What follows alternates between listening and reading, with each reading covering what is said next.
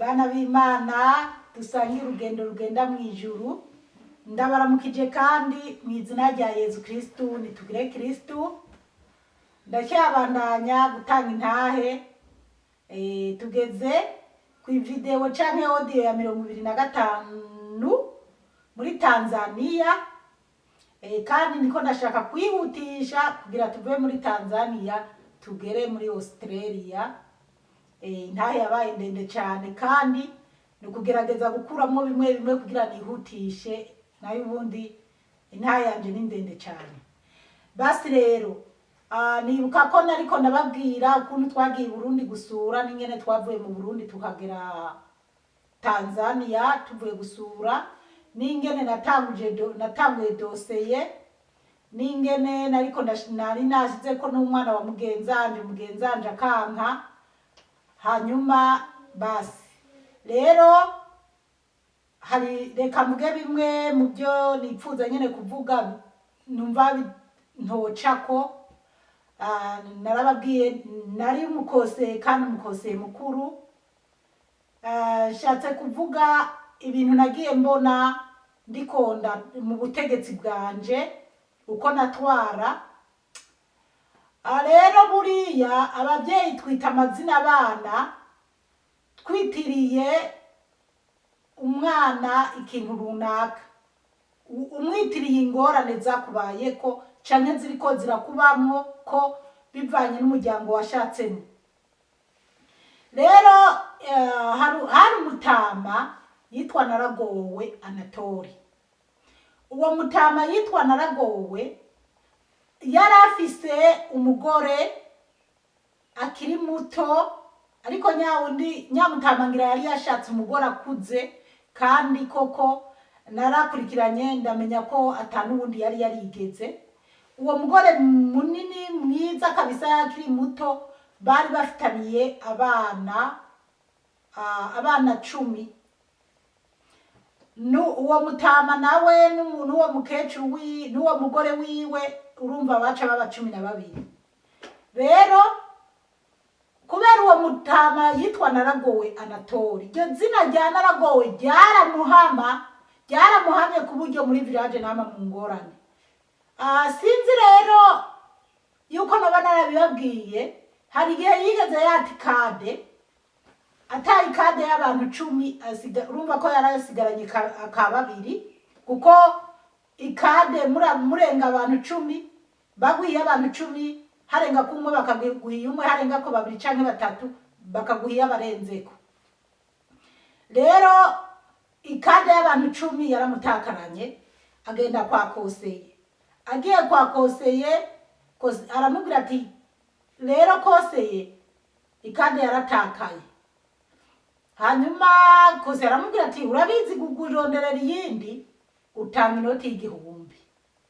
Aramwereka aho uko atoyaronka, mugabo koseye ati utegerezwa kuyazana kuko ni itegeko.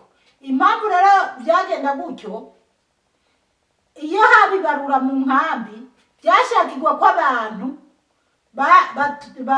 baheje kuronka amakade mashasha mw'iyo ndwi, mu ndwi 2 baza kwa koseye na sister, tukabandika mu gitabo cya village batanga agaceri k'ijana, agaceri kamwe k'ijana, kugira ikadi itakaye cyangwa ukaja muri ndibuze, koseye bizomworohere kukurondereza iyindi no kugutangira raporo muri haseri.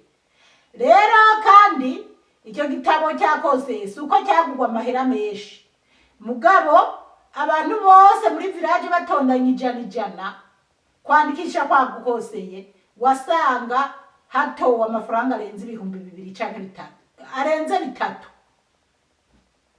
Ubwo rero koseye na sister twaca tuyagabura. Rero uwo mutama agira umwaki kandi mutakarana ataraza kubaruza kwa koseye. Icyo gihe Jesse nari bwabe koseye, nari nkiri sister koseye. Koseye rero araza arambwira ati sister uzi n'amakuru tehe, ati burya rero wa mutama Naragowe yarataye ya kade y'abantu 10. Ati namubwiye ko kugira tuje muri haseri kuyirondeza kugira bamuhe iyindi, kwari uko azana inoti y'1000. niyo ni kose ni kwari ni igihumbi yo gikura he nabajya bana ngo kose ngo sister ngo ntubizi ngo kudakubita imbwa byorora imisega ngo twaravuze ngo bazoze kubaruza ngo mu gihe yase kuza kubaruza hakiri kare ngo ategerezwa kuyazana. Gusa je ntibyanyoheye kandi kweri uwo kose mukuru yari n'umuntu akomeye. Yarakora akazi kimwe cyo cyahembwa akora akazi muri Red Cross, kindi nacyo yari umupasiteri kandi nyirayubashwe mu ishengero yakoreramwo. Rero njewe numvise umenga ntibyanezereye, ariko kubera ko yari kose mukuru ntacyo narenzako.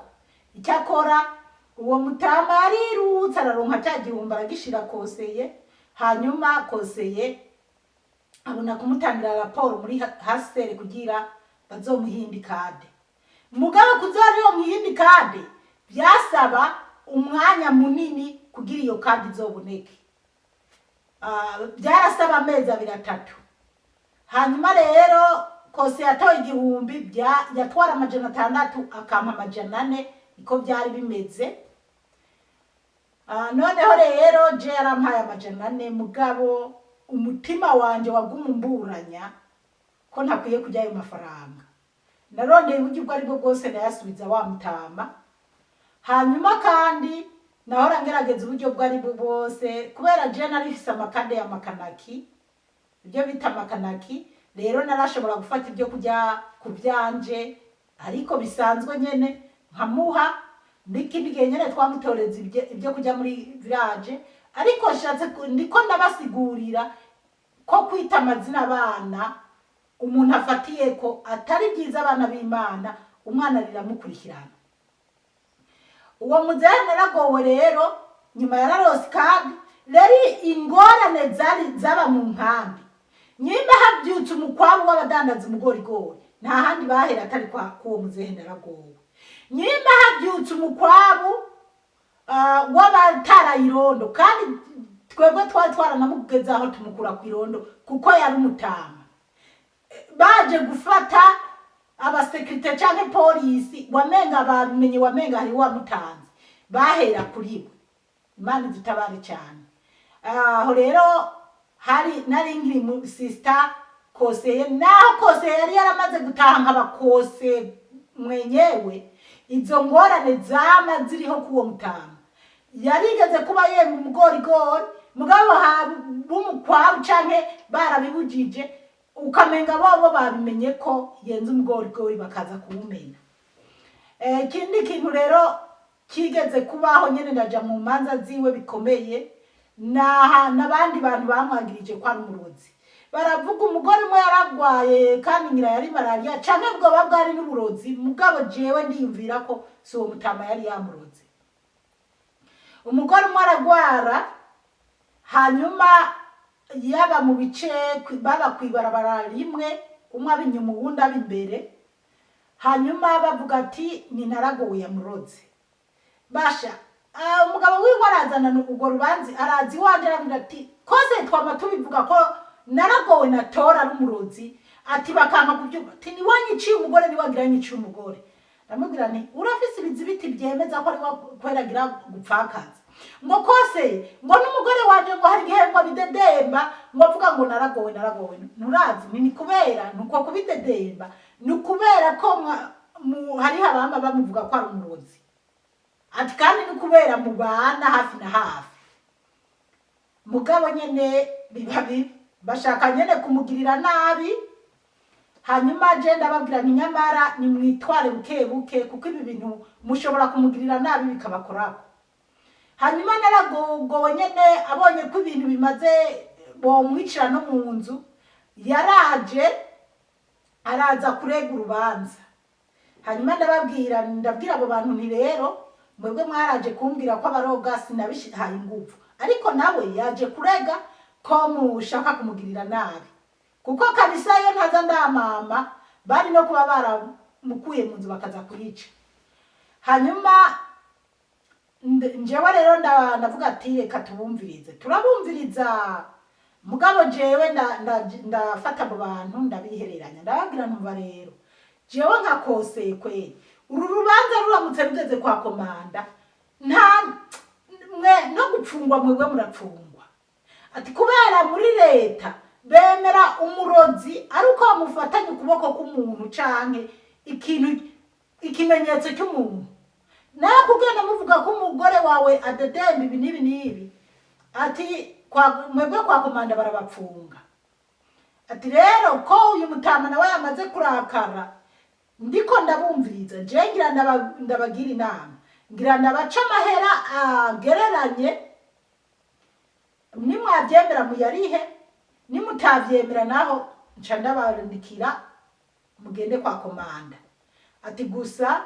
muritonda ati gusa jewe nkakoseye nko kubunga nabaca amahera makeya ati kose nta kibazo rero ngerageza kuganira n'abashinga ntaye narifise abantu b'abashinga ntaye binarabonye twacana imanza muri village hanyuma ndababwira nti rero reka tworoshe ibintu twaroroheje ibintu abo bantu twaraciye ibihumbi 2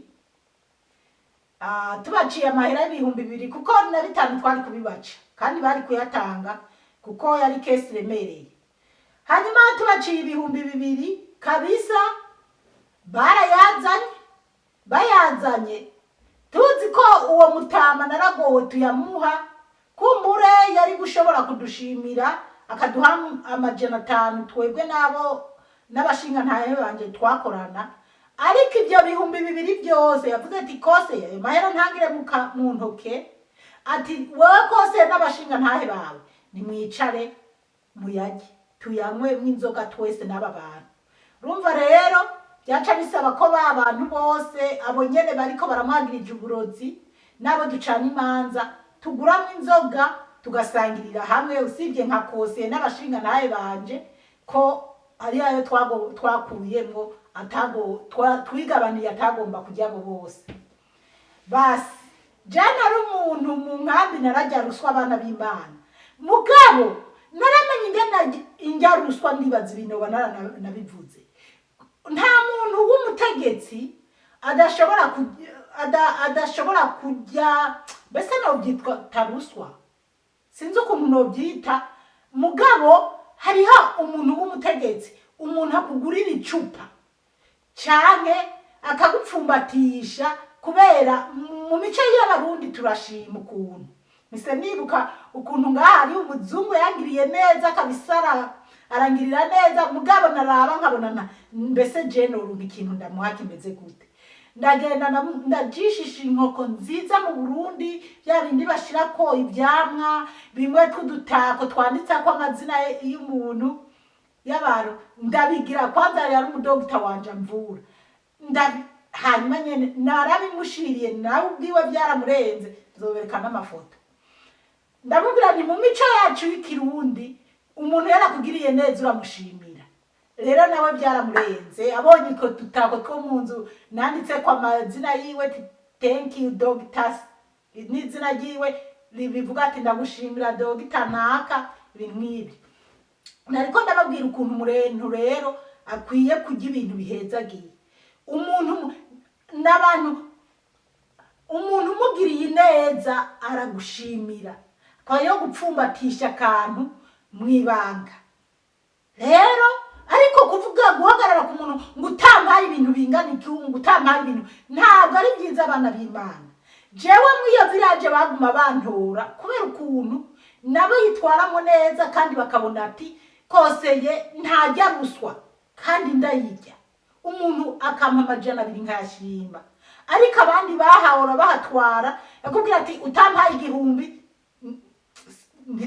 nibisubirwamo ariko njewe umuntu amaye 200 sinaruse sinigeze nza kwikorera umuganda w'inkwi ku mutwe kubera ikida uyamwankana anyway nariko ndababwira ibijanye n'uwo mutama yitwa Naragowe Anatole rero ayo mahera yaciye yaduha bana b'Imana rero bumva mu nkambi bakamagiriza ko ari umurozi jewe rero narakoresha inama muri village nkararika abantu bose nkababwira nti mu byukuri bana babyeyi zamuraraba amazina bita abana mwita abana umwana umwise naragowe aho aciye hose rizomukomera.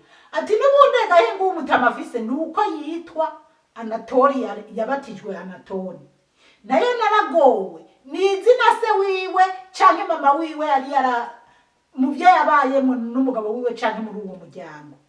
Rero nka nabaha akarorero, mu misi yahera narabwiye hariho mwene wacu wo kwa data wacu yaba mu Bugande yarapfuye. Uwo mwene wacu nawe yitwa Ndimugwanko. Nyina yari yaramwise Ndimugwanko kubera ikibazo uko yarabanye na mwene wabo na papa. Rero mu muryango kwa ba papa kumbure ba nyogokuru babyara papa na ba sogokuru nabo mu wo muryango ukuntu kumbure bamwanka canke bamufata. Rero amwita Ndimugwanko. Ngira no banarigeze kubivuga. Twebwe papa yari yaraduhaye amakawa nawe amuha ikawa. Mugabo uko twagenda kwamura twaja mwizo kawa ziwe, ibyo ndibaza narabivuze. Rero abana b'Imana kubera iryo zina Ndimugwanko twaramwana, twabona ingene ari kararira turiko turamuriza, tukaryoherwa tumutwenga dusubira. Kandi oya hariho na mwene wacu wa undi narabwiye abavyeyi bari baramwise Ntiruhungwa, bamwita Ntiruhungwa Severa. N'iryo zina Ntiruhungwa na Joni nawene ryari rimeze nk'iryamukombereye kubera ko twebwe twarabyaye ibiki ariko wewe yarabyaye abana bapfa yasize umwana umwe w'umukobwa. Imana ikomeze imuduterekera uwo mwana wiwe yasize. Rero kubera iki iryo zina data yari yararimwise Ntiruhungwa kuko data yabyara abana bapfa kugera habyara nyamwana yagira 5 amwita Ntiruhungwa kuko yumva ko atakundi. Ariko nyuma papa maze gutora mama je nkavuka twarabaye ibyo nabivuze ku ntahe ya mbere canke ya kabiri. Niko ndababwira rero ko tudakwiye kwita amazina turabiriye uko ubuzima tubayemo. Basi hari n'abandi nagiye mbona babanderemba ko usanga bama mu njyane n'abandi bantu ibintu nk'ibyo. Hanyuma ikindi novuga ni ikindi kintu cyashimishije, nukuvuga aho nari naravuye ikigoma gupimwa ndindiriye ko tuzoja muri Australia. Kwanza tutaraja kigoma gupimwa nigeze hariho umuhungu w'umusore yakora ahantu kuri library, ntiyakora ahubwo bari baragize ishirahamwe canke ndaza kubigaruka ko nyuma munyihanganira yo hava ncawo dio ntarabimara.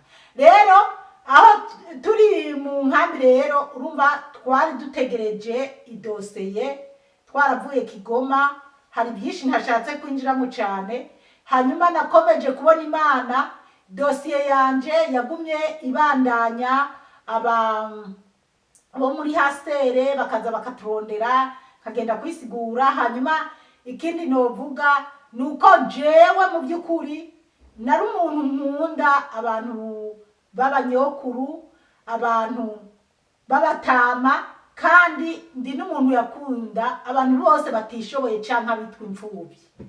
Kubera naho ngaha muri village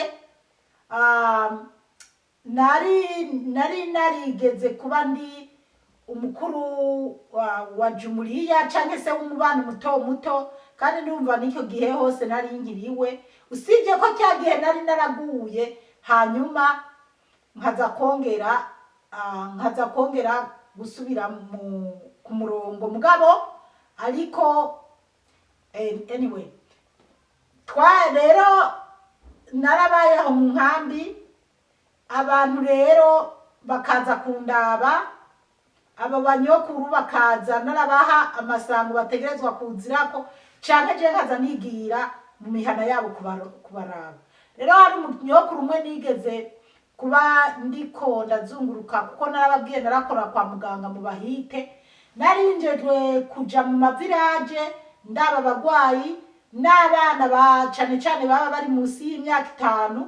Hanyuma kandi nitwararika guhimiriza abantu ku buryo muri village wakoreramo hapfuye umuntu agapfira muhira zaba ari ngorane kuri wewe muntu uhakorera. Rero nagiye nabona umunyokuru araho.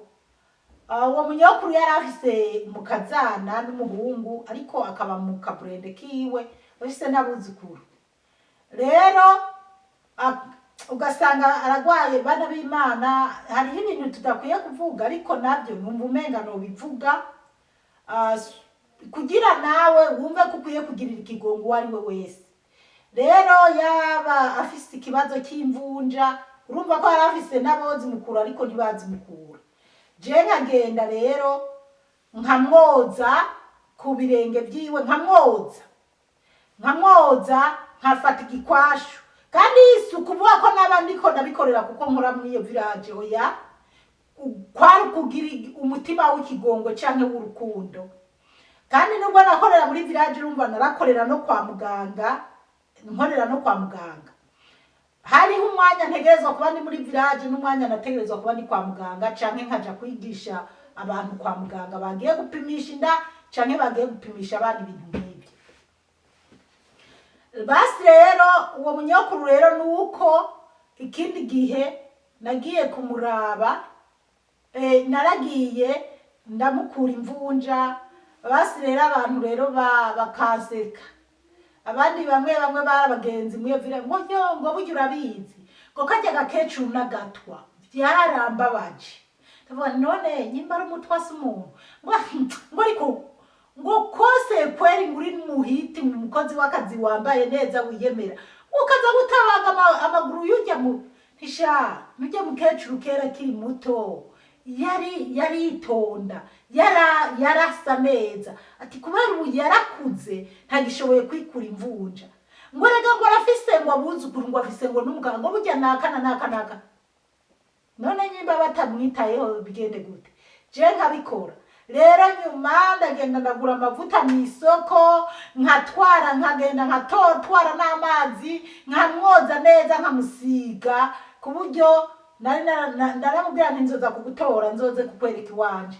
Ikindi gihe ndagenda nkamutora nkamujana muhiri wanje nkamugaburira nkamugirira neza nkinjira mu nzu yiwe nkamusasira. Mu by'ukuri abantu bikabibatangaza babonye ukuntu yari ameze n'ukuntu yarari. Nshuti yanje Imana ivuga ngo ibyo dukora mwibanga tubigumize mwibanga canke ibyo dukora mugabo jewe ndi umukozi w'Imana ndakwigisha gukora urukundo.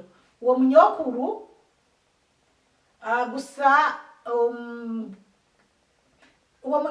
gusa ndazi yarapfuye. Ndakubwira nti ntuzoga y'umukecuru canke umuntu yagwaye akagera kure canke uko ameze kose ngo wange kumukora. Yezu yavuze ati nari ngwaye ntiwaje kundaba ntiwampaye amazi ntiwagize iki. Rero girira neza ubonye wese yaba gwaye. Jewe muri Tanzania naho rankora kwa muganga hari igihe ubwa mbere ntaranaja no gukorerayo naratinya kuja habagwaye ba sida bari ndavye ukuntu baba bameze. Ariko umuntu arandura sida atanayanduriye mu bushurashuzi. Umuntu ntukinube umuntu kuko kera abantu twarinuba abagwayi ba sida. Ntukinube umuntu, girira neza uwo ari we wese kugira Imana nayo izogushuke kw'imbabazi zayo. Ego rero odiyo reka tugeze ngaha ariko ndacyabandanya. Umukama Imana bahezagire, mwarahezagiwe n'Imana.